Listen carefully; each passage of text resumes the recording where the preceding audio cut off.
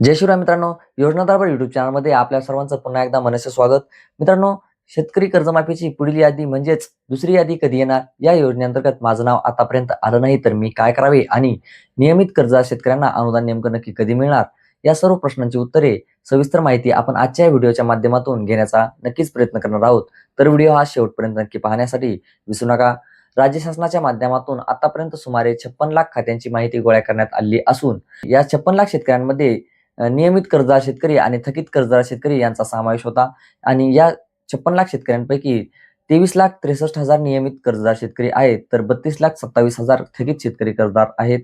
यामध्ये आता जवळपास 32,27,000 शेतकऱ्यांपैकी आतापर्यंत शेतकऱ्यांच्या जवळपास म्हणजेच पहिल्या यादीमध्ये 17 लाख शेतकऱ्यांची यादी प्रकाशित करण्यात आली असून आता सरकारने दुसरी उर्वरित सुमारे जे 15 लाख शेतकऱ्यांची यादी आहे ती अद्यापही प्रकाशित होणे बाकी आहे.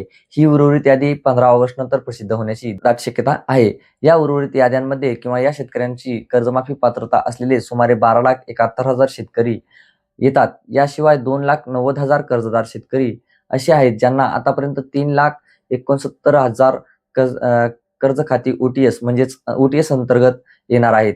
सध्या या 17 लाख शेतकऱ्यांची पहिली यादी आलेली आहे. त्यांना केवायसी प्रक्रिया ही वेगाने सुरू देखील झालेली आहे.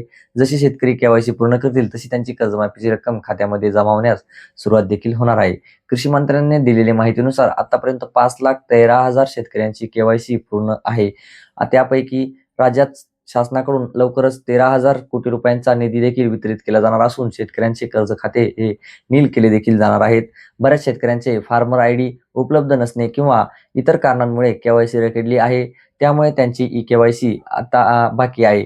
तर त्यांनी लवकरात लवकर आपली पूर्ण ई केवायसी पूर्ण करून घ्यावे, जेणेकरून प्रक्रिया जलद होईल. शासनाच्या माध्यमातून सध्या 3 प्रमुख प्रक्रिया राबवल्या जात आहेत. पहिली 2 लाखापर्यंतची थकबाकी कर्जमाफी, दुसरी ओटीएस शेतकरीची कर्जमाफी आणि ज्यांची मर्यादा 2 लाखांपेक्षा जास्त आहे त्यांना आता 31 मार्च 2027 पर्यंतची मुदत आहे.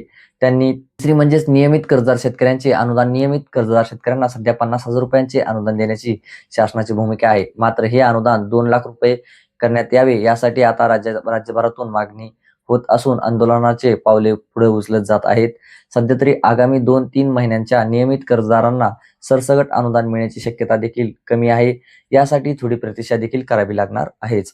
आता सगळ्यात महत्त्वाचा प्रश्न म्हणजे जर तुम्ही निकषांनुसार पात्र असाल तर तुम्हाला कोणत्याही यादीमध्ये तुमचं नाव आलेले नाही तर तुम्ही काय करायचं?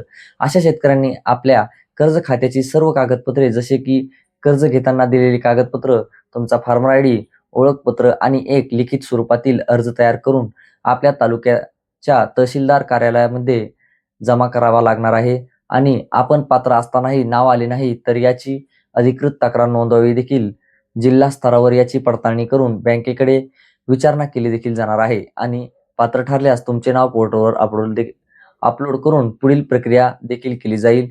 मित्रांनो, योजनेबाबत तुमचे अजूनही काही प्रश्न असतील तर नक्कीच कमेंट बॉक्समध्ये आपली कमेंट करा आणि व्हिडिओ आवडला असेल तर नक्कीच लाईक करा आणि व्हिडिओ हा शेअर करायला विसरू नका. भेटूयात नवीन माहितीसह नवीन अपडेटमध्ये. तोपर्यंत जय महाराष्ट्र, जय शिवराय.